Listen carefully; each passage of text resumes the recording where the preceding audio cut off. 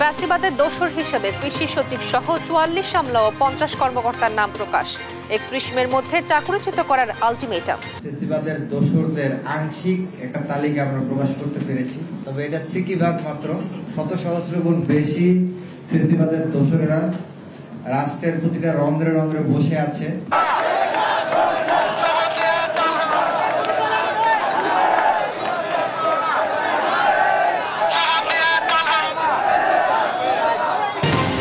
ইশরাককে দক্ষিণ সিটির মেয়র পদে দেখতে অনড় সমর্থকরা। নগর ভবনে চলছে ৬ষ্ঠ দিনের কর্মসূচি।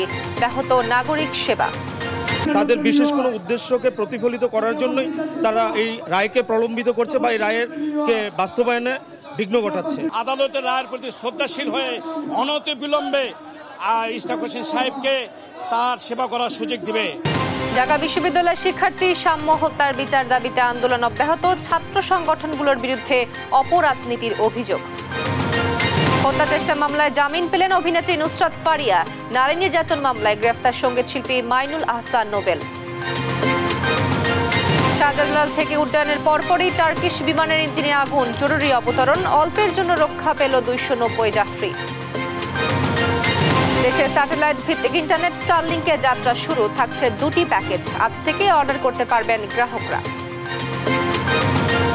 এবং ইসরায়েলি হামলায় গাজার খান ইউনুসের রক্তগঙ্গা ফের বাস্তুচ্যুতির ঢল। যুক্তরাজ্য, ফ্রান্স ও কানাডার নিষেধাজ্ঞার হুমকি। দেখছিলেন শিরোনাম সংবাদ দুপুরে। আপনাদের সঙ্গে আছি আমি তোয়া আফরোজ। এবার বিস্তারিত।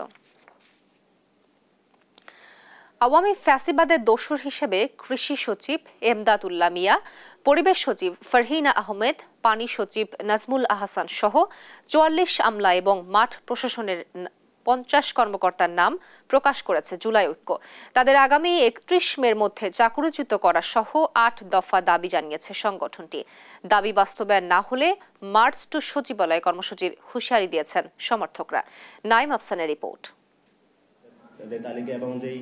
মঙ্গলবার জাতীয় প্রেস ক্লাবে এক সংবাদ সম্মেলনে সচিবালয় ও প্রশাসনে কর্মরত ফ্যাসিবাদদের দোসরদের তালিকা প্রকাশ করে জুলাই ঐক্য। এ সময় সচিবালয়ে কর্মরত ৪৪ জন আমলার পাশাপাশি প্রশাসনের আরও ৫০ জন কর্মকর্তা তালিকা প্রকাশ করা হয়। লিখিত বক্তব্যে জুলাই ঐক্যের সংগঠক মোসাদ্দেক আলী ইবনে মোহাম্মদ বলেন, ফ্যাসিবাদদের দোসরদের মধ্যে মাত্র সিকিবাগের আংশিক তালিকা প্রকাশ করা হয়েছে। দোসররা রয়ে যাওয়ায় ক্ষমতার পালাবদল হলেও প্রশাসনের দৃশ্যমান কোনো পরিবর্তন আসেনি। ইতিমধ্যে আমরা ফ্যাসিবাদের দোসরদের আংশিক একটা তালিকা আমরা প্রকাশ করতে পেরেছি, তবে এটা সিকিভাগ মাত্র। আরো অনেক অনেক শত সহস্র গুণ বেশি ফ্যাসিবাদের দোসরেরা রাষ্ট্রের প্রতিটা রন্ধ্রে রন্ধ্রে বসে আছে, যেখান থেকে তারা এই রাষ্ট্রকে ব্যর্থ করে দেওয়ার জন্য বিভিন্ন ধরনের ষড়যন্ত্র চক্রান্ত চালিয়ে যাচ্ছে। আওয়ামী লীগকে ফ্যাসিস্ট হতে যারা সহযোগিতা করেছে তাদের বিরুদ্ধে কোনো ব্যবস্থা নেওয়া হয়নি অভিযোগ করে সংগঠনটি বলছে, সরকারের ভেতর থেকে সচিবরা এখনো বিভিন্ন তথ্য দিয়ে খুনিদের সহযোগিতা করছে। ফ্যাসিবাদের দোসর থেকে যদি প্রশাসন থেকে অপসারণ করা না হয়, যে সকল ম্যাজিস্ট্রেট সহ কর্মকর্তারা যারা আপনার ছাত্র জনতার উপর গুলি চালিয়েছে, তাদের ব্যাপারে যদি ব্যবস্থা গ্রহণ করা না হয় এবং গভর্নমেন্ট যদি একইভাবে চলতে থাকে, তাহলে আমরা এই গভর্নমেন্টের বিরুদ্ধে প্রয়োজন সাপেক্ষে কঠোর আন্দোলনে নেমে আসতে বাধ্য হব। ফ্যাসিবাদদের দোসরদের বিরুদ্ধে দ্রুত ব্যবস্থা নেওয়ার দাবি জানান জুলাই ঐক্য। দাবি বাস্তবায়ন না হলে মার্চ টু সচিবালয় কর্মসূচি সহ সরকারের বিরুদ্ধে কঠোর আন্দোলনের হুঁশিয়ারি দেন সংগঠকরা। এজন্য নাইম আফসান, দেশ টিভি, ঢাকা। বিএনপি নেতা ইশরাক হোসেনকে ঢাকা দক্ষিণ সিটি কর্পোরেশনের মেয়রের দায়িত্ব বুঝিয়ে দেওয়ার দাবিতে টানা ৬ষ্ঠ দিনের মতো অবস্থান কর্মসূচি পালন করা হচ্ছে। মঙ্গলবার সকাল থেকে নগর ভবনের সামনে অবস্থান নেন দলীয় নেতাকর্মী সহ সাধারণ জনতা। দাবি আদায় না হওয়া পর্যন্ত আন্দোলন চালানোর কড়া হুঁশিয়ারি দেন তারা। তন্দ্রতারণের রিপোর্ট। বিএনপি নেতা ইশরাক হোসেনকে মেয়রের দায়িত্ব বুঝিয়ে দেওয়ার দাবিতে পঞ্চম দিন পেরিয়ে টানা ৬ষ্ঠ দিনের মতো আন্দোলন করছে ইশরাকের সমর্থকরা। তাদের নানা স্লোগানে উত্তাল নগর ভবন ও আশেপাশের এলাকা। সকাল থেকে ঢাকা দক্ষিণ সিটি কর্পোরেশনের প্রধান কার্যালয় নগর ভবনের সামনে আসতে শুরু করে ঢাকা মহানগরের সাধারণ ভোটাররা। বেলা বাড়ার সঙ্গে সঙ্গে রাজধানীর বিভিন্ন স্থান থেকে ছোট ছোট মিছিল নিয়ে বিএনপির বিভিন্ন ওয়ার্ড ইউনিটের নেতাকর্মীরা নগর ভবন ও এর আশেপাশের সড়ক বন্ধ করে অবস্থান কর্মসূচিতে অংশ নেন। এ সময় ইশরাক হোসেনকে অবিলম্বে মেয়রের দায়িত্ব বুঝিয়ে দিতে নানা স্লোগান দিতে থাকেন তারা। একই সঙ্গে স্থানীয় সরকার মন্ত্রণালয়ের উপদেষ্টা আসিফ মাহমুদের পদত্যাগের দাবি জানান তারা। সমস্ত আপামর জনসাধারণকে নিয়ে আমাদের যে আদালতের রায়কে আমরা আদায় করে ছাড়ব। নেতাকর্মীরা বলেন, ইশরাক হোসেনকে মেয়রের চেয়ারে না বসালে প্রয়োজনে অনশনে যাবেন। আমরা যতদিন থাকবো, যতদিন না দিবে ততদিন আমরা এখানে পড়ে থাকবো, অনশন করবো, না খেয়ে থাকবো। আমরা লাগাতার আন্দোলন চালিয়ে যাব। আমাদের বৈধতা আছে। আমার ইশরাক হোসেনের মেয়র হিসেবে কোর্টে থেকে রায় দিয়েছে, এই করছে। এই অবৈধ সরকারের যে আসিফ নজরুল, আসিফ এই জায়গা থেকে অবৈধভাবে বসে আছে। আমরা ওদের চাই না। না মানা পন্থা আন্দোলন চলবে, চলবে, চলবে। এদিকে কর্মসূচির সঙ্গে একাত্মতা জানিয়ে আন্দোলনে যোগ দেন বিগত সরকারের সময় গুমের শিকার পরিবারেরা। জানান, সুষ্ঠুভাবে নগর পরিচালনা ও ন্যায় বিচারের জন্য মেয়র হিসেবে ইশরাককেই দেখতে চান তারা। একটা অরাজকতা সৃষ্টি করে বিভিন্ন ধরনের ফয়দা করতে, কিন্তু আমরা সচেতন নাগরিক হিসাবে কাউকে ফয়দা করতে দিব না। আমাদের দেশ আমরাই রক্ষা করব ইনশাআল্লাহ। এদিকে অবস্থান কর্মসূচিতে কর্মীদের আরো উজ্জীবিত করতে নগর ভবনের প্রধান ফটকের সামনে পঞ্চম দিনের মতো আজও পরিচালনা করা হয় কনসার্ট। তার শপথ নিয়ে কেন এত তালবাহানা চলছে? আমরা অতি বিলম্বে আমরা তার শপথের মাধ্যমে নগর ভবনে তার বস্তু দেখতে চাই। ইশরাককে মেয়র হিসেবে শপথ পাঠ করানোর আগ পর্যন্ত এই আন্দোলন চালিয়ে যেতে চান সমর্থকরা। তন্দ্রা তারুণ্য, দেশ টিভি, ঢাকা।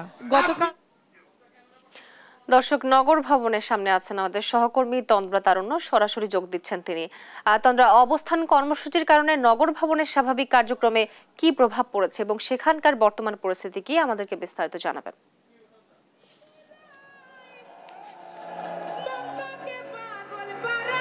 আজকে যেহেতু আন্দোলনের ৬ষ্ঠ দিন চলছে এবং আজকে কিন্তু সকাল থেকে নগর ভবনের সামনে ইশরাক সমর্থকের যারা রয়েছে, ইশরাকের সমর্থনে যারা রয়েছে, তারা কিন্তু সবাই সকাল থেকে এখানে আসা শুরু করেছিলেন এবং বেলা গড়ানোর সাথে সাথেই তারা কিন্তু এখানে, আমরা দেখেছি যে আরো বেশি এখানে দেখেছি যে গণজমায়েতের মধ্যে এখানে তৈরি হয়েছে এবং ইশরাকের সমর্থনে যারা আছেন তারা কিন্তু এখানে দলে দলে এসেছেন এবং নগরবাসীর ব্যানারে করে কিন্তু বিভিন্ন দলের, অর্থাৎ বিএনপির দলের দলীয় নেতাকর্মী যারা রয়েছে তাদের থেকে শুরু করে যারা রয়েছেন তারা প্রত্যেকে কিন্তু এখানে এসেছেন এবং নগরের সাধারণ ভোটাররাও কিন্তু তারা এখানে এসেছেন এবং রৌদ্রের তাপদাহের মধ্যেও কিন্তু তারা এখানে ছিলেন, নানা ধরনের স্লোগান দিচ্ছিলেন এবং আন্দোলন করছিলেন।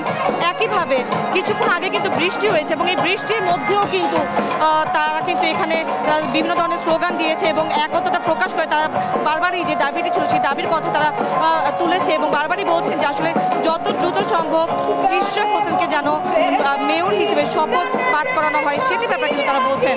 এবং একটু জানিয়ে রাখি, সেটি হচ্ছে যে এখানে কিন্তু শুধুমাত্র নগরবাসীর ব্যানারেই সাধারণ ভোটাররা, নগরের সাধারণ ভোটাররাই নয়, দলীয় নেতাকর্মী থেকে শুরু করে তারাও কিন্তু এখানে আছেন এবং তারাও কিন্তু একত্রিত হয়ে এখানে সকাল থেকে স্লোগান দিচ্ছিলেন এবং পাশাপাশি এখানে যে নেতাকর্মীরা রয়েছেন এবং সাধারণ ভোটার যারা রয়েছেন তাদেরকে উৎসাহিত করতে, উজ্জীবিত করতে কিন্তু নগর ভবনের মূল ফটকের সামনেই কনসার্টের মতো আয়োজন করা হয়েছে এবং এখানে স্টেজ করে এখানে কনসার্টের মতো করে আয়োজন করা হয়েছে এবং নানা ধরনের সঙ্গীত পরিবেশন করা হচ্ছে। পাশাপাশি দলীয় কর্মী যারা রয়েছেন, নেতাকর্মী যারা রয়েছেন তারা কিন্তু বিভিন্ন ধরনের স্লোগান দিচ্ছেন এবং একদম বলা যায় যে একটি মানে এখানে একটু গণজমায়েত হয়ে জনসমুদ্রের মতো পরিবেশের সৃষ্টি হয়েছে এবং সকাল থেকে আমরা দেখেছি যে আসলে শুধুমাত্র নগর ভবনের রাস্তাটি নয়, এর আশেপাশে যে রাস্তাটি রয়েছে, অর্থাৎ গুলিস্তান থেকে শুরু করে বঙ্গবাজারের যে রাস্তাটি রয়েছে, গোলাপশাহ বাজারের যে সামনে রাস্তাটি রয়েছে, এই সবগুলো রাস্তায় কিন্তু তারা ব্লক করে রেখেছে এবং তারা কিন্তু একত্রিত হয়ে এখানে কর্মসূচি তারা পালন করছেন।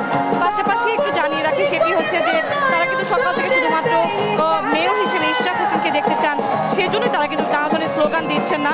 তারা কিন্তু পাশাপাশি এটিও বলছেন যে আসলে যেহেতু ইশরাক হোসেনকে এখন পর্যন্ত শপথ পাঠ করানো হয়নি, গ্যাজেট প্রকাশ হয়ে গেছে, এর পরবর্তীতেও যেহেতু শপথ পাঠ করানো হয়নি, সেক্ষেত্রে তারা বলছেন যে আসলে দ্রুত সময়ের মধ্যে যেন শপথ পাঠ করা হয় এবং পাশাপাশি এটিও বলছেন যে আসলে নিরপেক্ষতা বিসর্জন দিয়ে যারা এখন পর্যন্ত কোনো একটি দলের প্রতিনিধি হয়ে কাজ করছেন তাদের জন্য অবিলম্বে পদত্যাগ করা হয়, সেই দাবিও কিন্তু তারা করছেন এবং পাশাপাশি তারা সংখ্যা প্রকাশ করছেন যে আসলে এই সরকার হয়তো ঈশ্বরকে নিয়ে ভয় পাচ্ছে দেখে তারা হয়তো ঈশ্বরকে এখনো মেয়র দিচ্ছে না, এমন কথাও কিন্তু নেতাকর্মীরা বলছেন। এবং যতটুকু জানা গেছে তারা এটিও বলছেন যে যদি ঈশ্বরকে মেয়র হিসেবে গণ্য না করা হয় বা মেয়র হিসেবে যদি তাকে শপথ পাঠ না করানো হয়, সেক্ষেত্রে তারা অনশন করতেও তারা বাধ্য হবেন এবং অনশনও তারা বসবেন। তো এমনটা জানাচ্ছিলেন তারা নেতাকর্মীরা। এবং এখন পর্যন্ত বৃষ্টির মধ্যেও কিন্তু তারা এখানে একত্রিত হয়ে জড়ো হয়ে তারা একত্রিত হয়ে স্লোগান দিচ্ছেন এবং বিভিন্ন ধরনের স্লোগান দিয়ে তারা একাত্মতা প্রকাশ করে এখানে রয়েছেন। ঈশ্বরকে মেয়রের দাবিতেই তারা এখানে একত্রিত হয়েছেন। তো নগর ভবনের সামনে থেকে এই ছিল আমার কাছে সর্বশেষ। তন্দ্রা, আপনাকে ধন্যবাদ। দর্শক, নগর ভবনের সামনে থেকে বিস্তারিত খবরাখবর জানাচ্ছিলেন আমাদের সহকর্মী তন্দ্রা তারুণ্য। সরকার গায়ের জোরে ইশরাককে মেয়র হিসেবে শপথ নিতে দিচ্ছে না বলে অভিযোগ করেছেন বিএনপির সিনিয়র যুগ্ম মহাসচিব রুহুল কবির রিজভী। বলেন, শেখ হাসিনার মতো নির্বাচন নিয়ে টালবাহানা করছে অন্তর্বর্তী সরকার। সকালে রাজধানীর খিলক্ষেতে আমরা বিএনপি পরিবারের পক্ষ থেকে 24-এর ছাত্র জনতার অভ্যুত্থানে আহত রাকিবুল হাসানের শারীরিক অবস্থার খোঁজ নিতে যান তিনি। এ সময় আর্থিক অনুদান তুলে দেন রিজভী। পরে সাংবাদিকদের তিনি বলেন, জুলাই আগস্ট আন্দোলনে আহতদের চিকিৎসা ও নিহতদের ন্যায় বিচার দিতে ব্যর্থ অন্তর্বর্তী সরকার। বাজেটে শিক্ষা ও স্বাস্থ্য খাতে কম বরাদ্দের কথা উল্লেখ করে কাদের সুবিধা দিতে বাজেট করা হচ্ছে সেই প্রশ্ন তোলেন রিজভী আহমেদ।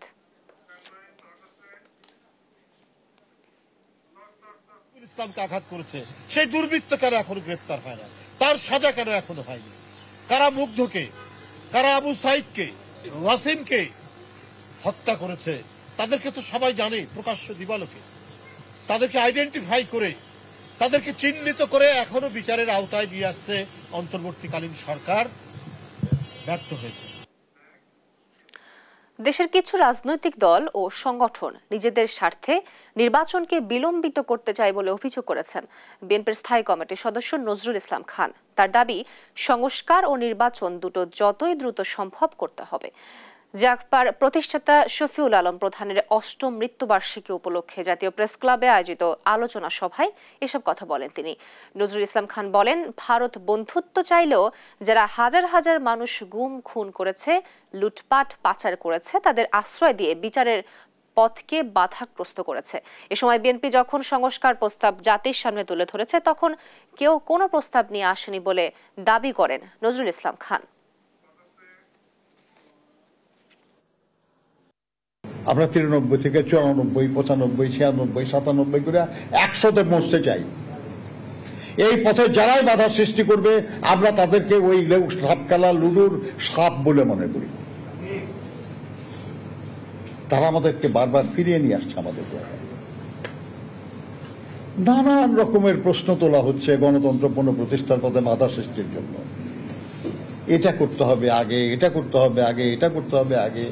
আগে আর পরের প্রশ্ন তো নাই। যা যা করা দরকার সবই করতে হবে।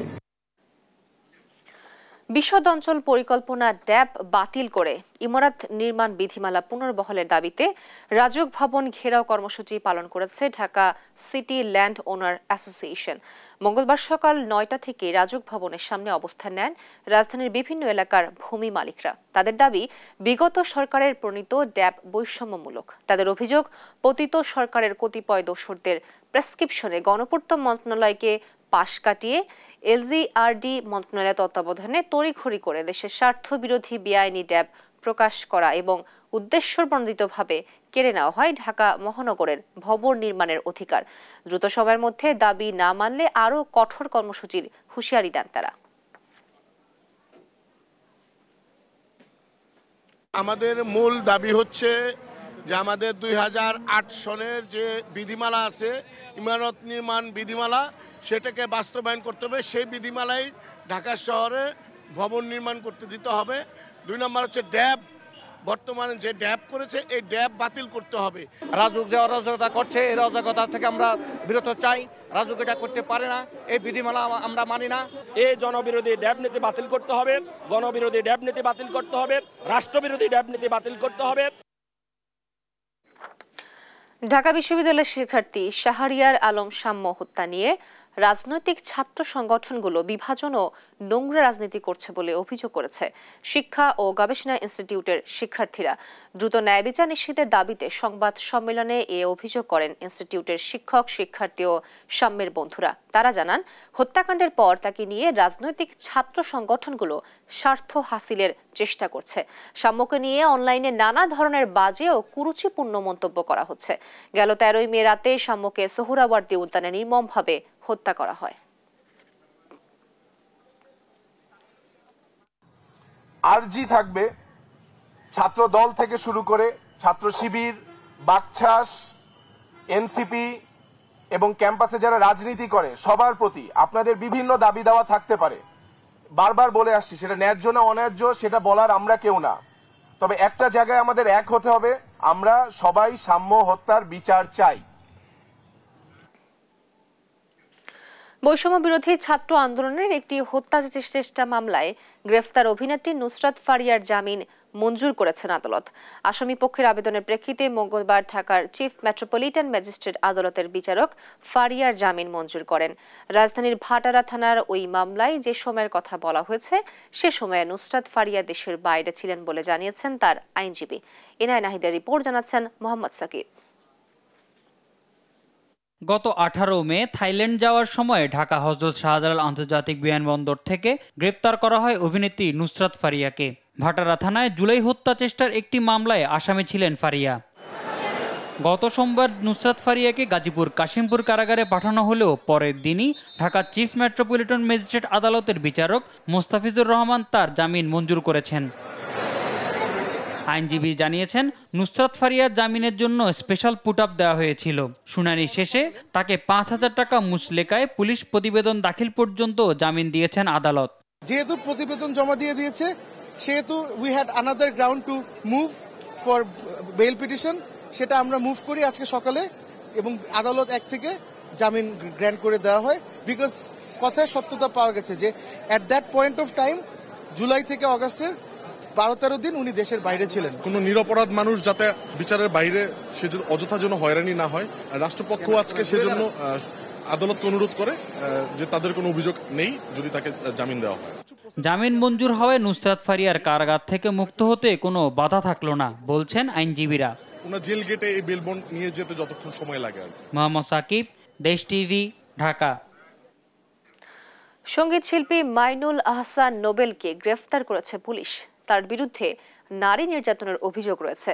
ডেমরা থানা পুলিশ মাইনুল আহসান নোবেলকে গ্রেফতার করে। মঙ্গলবার ডিএমপির মিডিয়া অ্যান্ড পাবলিক রিলেশনস বিভাগের উপ পুলিশ কমিশনার মোহাম্মদ তালিবুর রহমান এ তথ্য নিশ্চিত করেন।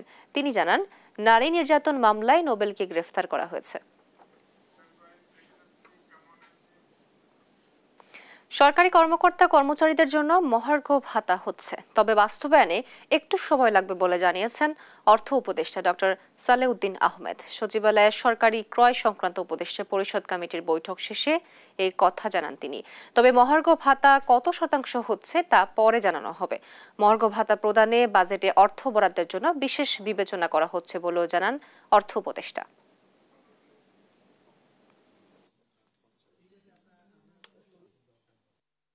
আমি মহার্ঘ ভাতা আমরা অ্যাক্টিভলি কনসিডার করছি। না আমি এটা নিয়ে আমি কনসিডার করছি, এটা কমিটিকে দায়িত্ব দিয়েছে, আমি ওরা ওয়ার্কআউট করলে আমার কাছে দেবে। হওয়ার চান্স মোটামুটি, কিন্তু হয়তো একটু সময় লাগবে। আমি বাজেটের ওয়ার্কআউট করে দেখি কখন থেকে দিতে পারবো, কত দিতে পারবো। ঢাকার হযরত শাহজালাল আন্তর্জাতিক বিমানবন্দর থেকে উড্ডয়নের পরপরই টার্কিশ এয়ারলাইন্সের একটি প্লেনের ইঞ্জিনে আগুন ধরে। তাৎক্ষণিক বিষয়টি টের পেয়ে প্লেনটি জরুরি অবতরণ করান পাইলট। প্লেনটিতে 11 ক্রু সহ 290 জন আরোহী ছিলেন। মঙ্গলবার সকালে এ ঘটনা ঘটে। দেশ টিভিকে সিভিল এভিয়েশন কর্মকর্তা জানায়, টার্কিশ এয়ারলাইন্সের টিকে 713 ফ্লাইটটি শাহজালাল আন্তর্জাতিক বিমানবন্দর থেকে সকাল 7টার দিকে 290 জন আরোহী নিয়ে তুরস্কের ইস্তাম্বুলের উদ্দেশ্যে রওনা দেয়। উড্ডয়নের 15 মিনিটের মাথায় একটি ইঞ্জিনে স্পার্ক দেখতে পেয়ে দ্রুত অবতরণের সিদ্ধান্ত নেন পাইলট। প্রায় 1.5 ঘন্টা আকাশে চক্কর দিয়ে তেল পুড়িয়ে সোয়া 8টায় জরুরি অবতরণ করেন। যাত্রীদের একটি হোটেলে রাখা হয়েছে।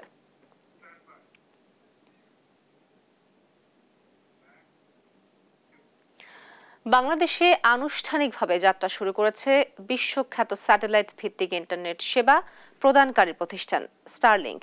স্টারলিংকের কারণে বাংলাদেশের সার্বভৌমত্ব ক্ষতিগ্রস্ত হবে না বলে জানিয়েছেন প্রধান উপদেষ্টার বিশেষ সহকারী ফয়েজ আহমেদ তৈয়ব। মঙ্গলবার দুপুরে রাজধানীর ফরেন সার্ভিস একাডেমিতে সংবাদ সম্মেলনে তিনি একথা জানান। বলেন, দেশে স্টারলিংকের মাধ্যমে অনেক উদ্যোক্তা তৈরি হবে। স্যাটেলাইট ভিত্তিক ইন্টারনেট সেবা প্রদানকারী প্রতিষ্ঠান স্টারলিংক শুরুতে স্টারলিংক 2টি প্যাকেজ দিয়ে যাত্রা শুরু করেছে জানিয়ে তিনি আরও বলেন, স্টারলিংক রেসিডেন্স ও রেসিডেন্স লাইট মাসিক খরচ একটিতে ৬,০০০ টাকা, অপরটিতে ৪,২০০ টাকা। ডিভাইস কেনার জন্য ৪৭,০০০ টাকা খরচ হবে। তিনি আরও জানান, স্টারলিংকে কোনো স্পিড ও ডাটা লিমিট থাকবে না। গ্রাহকরা নিরবিচ্ছিন্নভাবে সর্বোচ্চ ৩০০ MBPS পর্যন্ত গতিতে আনলিমিটেড ইন্টারনেট ব্যবহার করতে পারবেন। সিরাজগঞ্জের শাহজাদপুরে আধিপত্য বিস্তার নিয়ে 2 গ্রামবাসীর মধ্যে সংঘর্ষে নজরুল ইসলাম নামে এক কৃষকের নিহতের ঘটনা ঘটেছে। এতে আহত অন্তত 10 জন। মঙ্গলবার সকালে রূপবাটি ইউনিয়নের কুলিয়ারচর ও বাঘধুনাইল গ্রামে এই সংঘর্ষের ঘটনা ঘটে। নিহত নজরুল ইসলাম বাঘধুনাইল গ্রামের বাসিন্দা এবং মৃত সিরাজুল ইসলামের ছেলে। স্থানীয়রা জানান, 2 গ্রামের মধ্যে দীর্ঘদিন ধরে চলা বিরোধের জেরেই এই সহিংসতা ঘটে। আহতদের বিভিন্ন হাসপাতালে ভর্তি করা হয়েছে।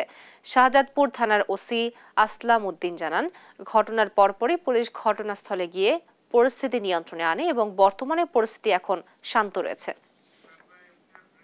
ইশরাকের মেয়র হওয়ার বিষয়টি আদালতে বিচারাধীন। এ নিয়ে অবাঞ্ছিত ঘোষণা বা দোষারোপ করা ঠিক নয় বলে মন্তব্য করেছেন স্থানীয় সরকার উপদেষ্টা আসিফ মাহমুদ সজীব ভুইয়া। মঙ্গলবার দুপুরে সাভার জাতীয় যুব উন্নয়ন ইনস্টিটিউটে তিনি কথা বলেন। উপদেষ্টা আরও বলেন, ইশরাকের মেয়র হওয়া না হওয়ার সিদ্ধান্ত তিনি একা নিচ্ছেন না, এখানে সরকার কাজ করছে। এ নিয়ে আইনি জটিলতা থাকায় তারা আইন মন্ত্রণালয়ের মতামত চেয়েছেন জানিয়ে সে অনুযায়ী সিদ্ধান্ত নেওয়ার কথাও বলেন তিনি। এর আগে সাভারে আয়োজিত যুব সমাবেশ 2025-এ প্রধান অতিথি হিসেবে অংশ নেন উপদেষ্টা। সেখানে উদ্যোক্তা হওয়ার প্রতি জোর দেন তিনি।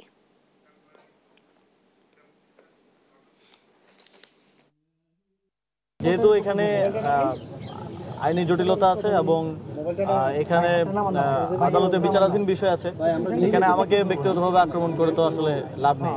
আদালতের যে আইনি লড়াই সেটা লড়তে হবে এবং যে জটিলতাগুলো আছে সেই সংক্রান্ত আমরা আইন মন্ত্রণালয়ের মতামত চেয়েছি। আইন মন্ত্রণালয় যেহেতু এক্ষেত্রে বিশেষজ্ঞ, তাদের মতামতের ভিত্তিতে হয়তো আমরা একটা সিদ্ধান্তে পৌঁছাতে পারবো।